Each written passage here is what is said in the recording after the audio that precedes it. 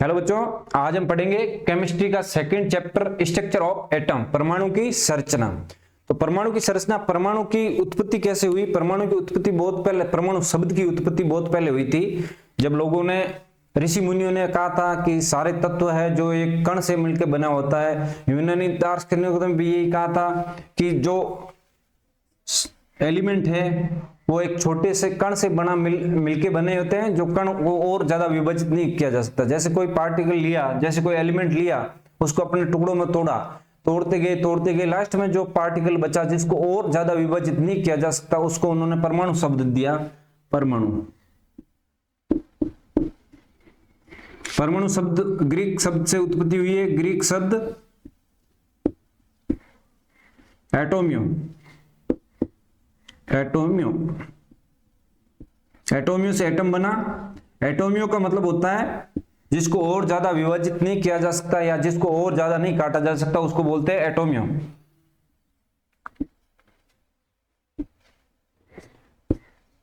ये कल्पना बहुत लंबे समय तक चलती गई। 18वीं सदी के शुरुआत के अंदर, 18वीं सदी की शुरुआत के अंदर इसको वैज्ञानिक रूप से प्रस्तुत किया गया डाल्टन के द्वारा, और आई थ्योरी, डाल्टन का परमाणु सिद्धांत, डाल्टन का परमाणु सिद्धांत, डाल्टन का परमाणु सिद्धांत।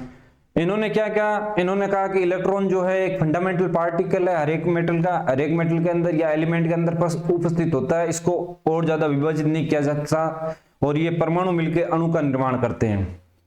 और इन्होंने ये भी कहा था कि एक ही एलिमेंट के परमाणु समान आकार, समान द्रव्यमान के होते हैं, और अलग अलग एलिमेंट के परमाणु अलग आकार और अलग शेप के होते हैं। लेकिन ये फेल हो गया। आइसोबार्स जो होते हैं,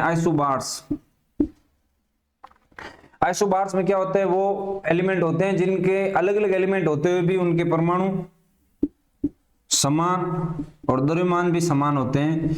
और आइसोटोप्स,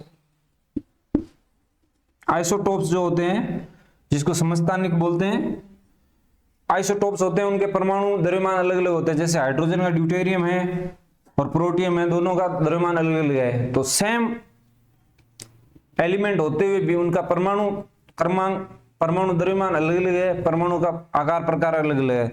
तो डाल्टन का परमाणु सिद्धांत यहाँ फेल हो गया। उसके बाद में जैसे जैसे और रिसर्च होती गई, इसमें और अमेंडमेंट होते गए, इसमें जो परमाणु कण है उनकी खोज शुरू हुई 18वीं सदी के अंत में, और 19वीं सदी के प्रारंभ के अंदर वैज्ञानिकों ने इसके ऊपर काम करना शुरू किया।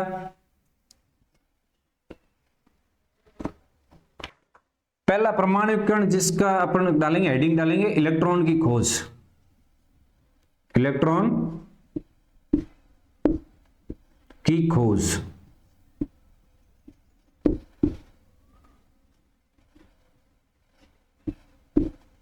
इलेक्ट्रॉन की खोज का श्रेय जाता है जे थॉमसन को।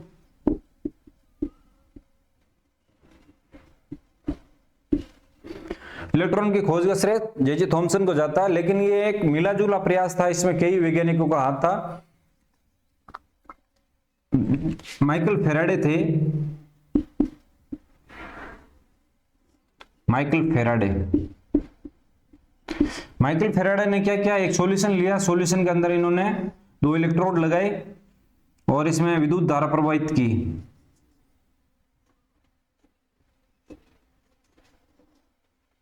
तो इन्होंने नोटिस किया कि एक इलेक्ट्रोड डिकम्पोज हो रहा है और दूसरे पे डिपॉजिट हो रहा है, तो ये एक इलेक्ट्रोड का आकार बढ़ गया और ये इसका आकार घट गया, ये डिकम्पोज हो गया और इस पे ट्रांसफर हो गया मास। तो इन्होंने एक कंक्लूजन निकाला, जो धारा है या करंट जो है वो एक कण के रूप में प्रवाहित हो रही है, प्रवाहित। और इन्होंने इसके बारे में बहुत सारे रूल्स दिए जो अपन 12th में पढ़ेंगे। इसके बाद में फेराडे ने निर्वात ट्यूब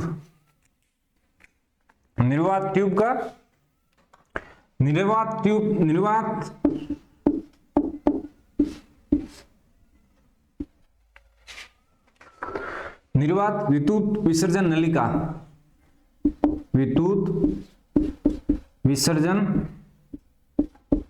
नलिका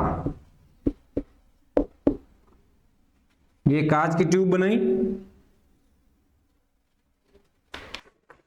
18वीं सदी के अंत और 19वीं सदी के शुरुआत के अंदर ऐसी एक नलिकाओं का प्रयोग बहुत चलते थे। माइकल फैराडे ने भी किया, बहुत सारे वैज्ञानिकों ने किया, लेकिन जे थॉमसन ने इस पे कुछ कंक्लूजन निकाले। इस ट्यूब को बाद में नाम दिया गया cathode tube, cathode ray tube, cathode किरण नलिका। तो कैथोड रे ट्यूब में क्या था, ये कांच की बनी होती है, ये पूरा कांच का बना होता है, सिलेंडर टाइप। इसमें यहाँ एक कनेक्शन होता है वैक्यूम पंप से, वैक्यूम पंप से। इसमें एक लोहे का या किसी मेटल का ये इलेक्ट्रोड लगा हुआ, एक इधर इलेक्ट्रोड लगा हुआ, इसको कनेक्ट कर दिया हाई वोल्टेज से, हाई वोल्टेज करीब करीब 10,000 वोल्ट, और इसमें नेगेटिव प्रेशर उत्पन्न किया 10⁻³ mmHg वैक्यूम डेवलप किया। तो इन्होंने देखा कि कुछ किरणें निकल रही है जो कैथोड से निकल रही है और एनोड की तरफ जा रही है, और यहाँ पे फ्लोरोसेंट मटेरियल लगा होता, फ्लोरोसेंट मटेरियल लगा होता जिंक सल्फेट, इस पे आके टकरा रही है, तो यहाँ प्रदीप्ति उत्पन्न कर रही है, मतलब फ्लोरोसेंट उत्पन्न कर रही है। तो जो किरणें निकल रही थी कैथोड से निकल रही थी, उनको नाम दिया कैथोड रे। क्या नाम दिया? Cathode ray. तो अपन कैथोड रे की प्रॉपर्टी देख लेते हैं, गुण पॉइंट डालेंगे कैथोड रे के गुण। तो पहला गुण तो यही था कि ये कैथोड से निकल रही थी और एनोड की ओर जा रही थी। कैथोड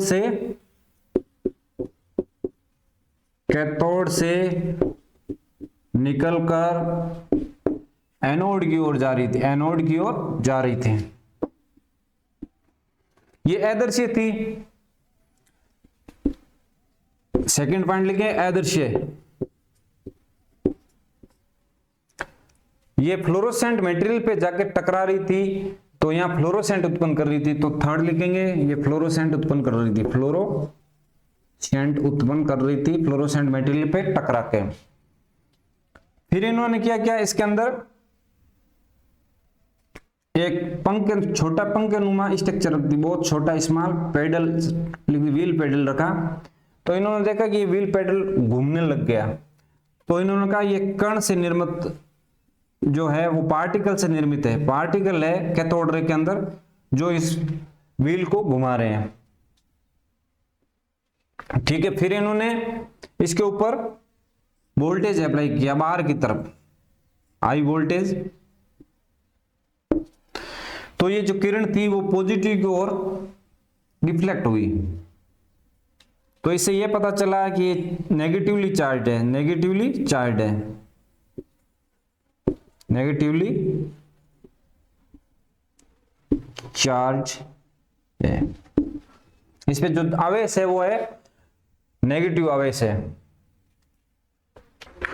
कैथोड रे की प्रॉपर्टी देखने से पहले अपने एक बार सिमुलेशन देख लेते हैं।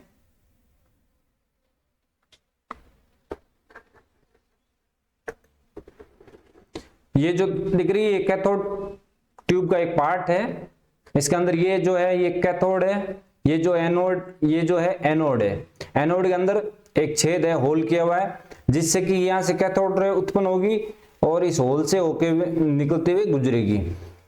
अपन इसको टर्न ऑन कर देते हैं। ये वोल्टेज से जुड़ा हुआ, ये पॉजिटिव से जुड़ा हुआ एनोड, ये नेगेटिव से जुड़ा हुआ। इसके ऊपर चार्ज के लिए प्लेटें लगी हुई है, एक ये अपन ने ये चार्ज हटा दिया तो ये सीधी जा रही है। ठीक है, ये किरण के रूप में जा रही है। अब अपन इसको पार्टिकल के रूप में देख लेते हैं। तो इस तरह से ये इलेक्ट्रॉन निकल रहे थे और यूं जा रहे थे, जो होल में से निकल रहे थे वो सीधे जा रहे थे। तो अपन ने चार्ज अप्लाई किया तो ये पॉजिटिव चार्ज की ओर डिफ्लेक्ट होने लग गए। ये देखो ये यहां से ये मुड़ रहे हैं। तो इससे ये निष्कर्ष निकला कि ये जो पार्टिकल निकल रहे हैं वो नेगेटिवली चार्ज्ड है। फिर इन्होंने कंक्लूजन निकाला, इसमें गैस और ये जो मैटर थे बने हुए, जिसके ये इलेक्ट्रोड बने हुए थे, वो चेंज किया। ये जैसे सिल्वर था,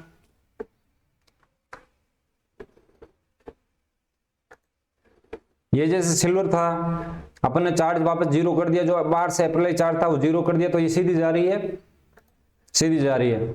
अपन ने मैटर चेंज किया, सिल्वर की जगह गोल्ड किया, कोई डिफरेंस नहीं आया। गोल्ड की जगह अपन ने आयरन किया, कोई डिफरेंस नहीं आया। तो इससे ये कंक्लूजन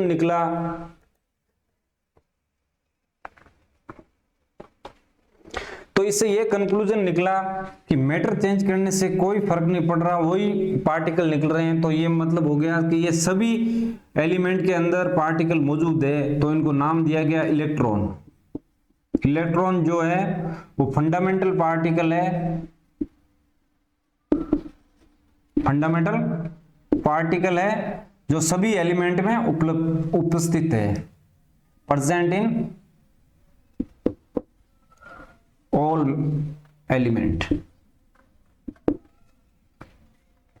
तो ये कैथोड रे के कुछ गुण हो गए।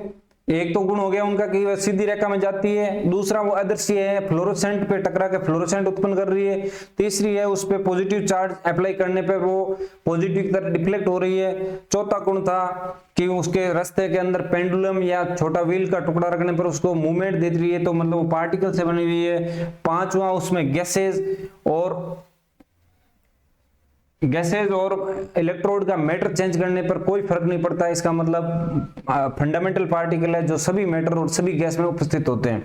अब एक चीज इसमें और थी कि भाई कैथोड रे के अंदर इन्होंने वैक्यूम क्यों उत्पन्न किया। वैक्यूम उत्पन्न इसलिए किया, जैसे यहां से इलेक्ट्रॉन निकल रहे हैं, वैक्यूम होगा तो ये रास्ते में उपस्थित गैस या मॉलिक्यूल से टकराएंगे नहीं और सीधे जाएंगे, इसमें कोई बाधा नहीं हो, इसलिए यहां वैक्यूम उत्पन्न किया गया था 10⁻³ mmHg का। फिर जे थॉमसन ने एक इसी को और अमेंडमेंट किया, और एक जो अभी अपन ने सिमुलेशन में देखा था, जे थॉमसन ने इस तरह के कैथोड ट्यूब को थोड़ा मॉडिफाई किया, और यहां से जो कैथोड रे निकल रही थी वो सीधी जाके टकराते ही रही थी। इधर फ्लोरोसेंट, ये एक पर्दा लगाया, इसमें फ्लोरोसेंट मटेरियल लेपित किया, तो यहाँ जाके ये प्रदीप्ति उत्पन्न कर रही थी। इन्होंने क्या किया, यहाँ पे इलेक्ट्रिक फील्ड लगाया, तो ये डेविएट हो गई, डेविएट होके यहाँ आनी शुरू हो गई। पहले ए पे पड़ रही थी, फिर ये आके बी पे पड़ गई, और इसका एंगल ऑफ डिफ्लेक्शन क्या हो गया, थीटा हो गया।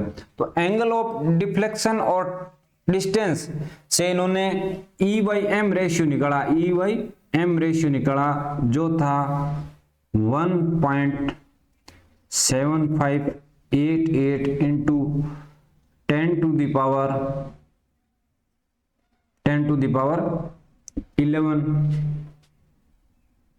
कूलम पर केजी,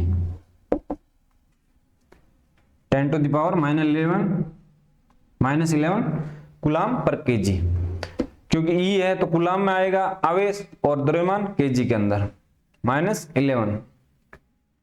ये हो गया, इन्होंने E/m रेशियो इससे निकाल लिया। इस पे इन्होंने मैग्नेटिक फील्ड भी अप्लाई किया, तो मैग्नेटिक फील्ड के अंदर भी ये डिफ्लेक्शन शो कर रहा है। मैग्नेटिक फील्ड के अंदर, क्योंकि आपने पढ़ा था जब भी कोई चार्ज पार्टिकल मैग्नेटिक फील्ड के अंदर से गुजरता है तो डिफ्लेक्ट होता है, उस पर मैग्नेटिक फील्ड वर्क करता है। ये E/m रेशियो है, तो ये माइनस चार्ज नहीं होगा, जो अपन अभी मिलिकन तेल बुद्धि से जो निकालेंगे उसमें ये सिर्फ 11 है, माइनस चार्ज नहीं है। फिर इसके बाद में वैज्ञानिक आते हैं मिलिकन।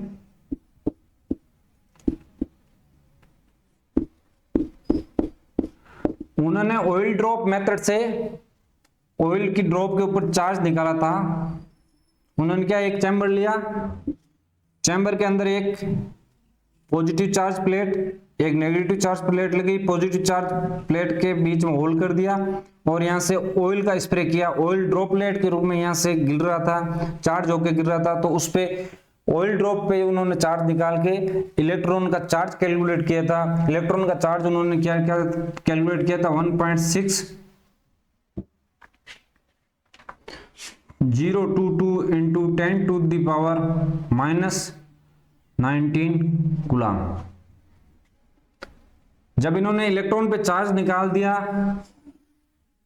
और E/m रेशियो जे थॉमसन द्वारा निकाला गया, तो यहाँ पे अपन इलेक्ट्रॉन चार्ज का मान रख देंगे, तो अपने पास मास प्राप्त हो जाएगा इलेक्ट्रॉन का, जो प्राप्त हुआ 9.10 into 10 to the power minus 10 to the power 31 kg, minus 31 kg, और ये ग्राम में होगा तो हो जाएगा 9.10 into 10 to the power 28 minus 28 gram. तो ये इलेक्ट्रॉन का द्रव्यमान आ गया। मिलिकन ने क्या निकाला था? आवेश निकाला था, और जे थॉमसन ने E/m रेशियो निकाला था। कैथोड ट्यूब के प्रैक्टिकल के बाद में ही जो अपना टेलीविजन होता है उसका आविष्कार हुआ था। टेलीविजन जो पुराने आते थे टीवी, उनके पीछे कैथोड रे ट्यूब लगी हुई होती है। इस तरह से आपने टेलीविजन देखा होगा, पुराने जो टेलीविजन आते थे उनके बीच में यहाँ कैथोड रे लगी हुई होती थी। कैथोड रे से जो कैथोड किरणें निकली थी वो यहाँ पर्दे पर टकराती थी। पर्दा जिंक सल्फाइड या फ्लोरोसेंट मटेरियल का होता था, फ्लोरोसेंट मटेरियल पे ये इमेज उत्पन्न करती थी। इसी से टीवी का आविष्कार हुआ था, कैथोड रे ट्यूब के आविष्कार के बाद में ही। तो अपन नेक्स्ट टॉपिक में करेंगे प्रोटॉन और न्यूट्रॉन।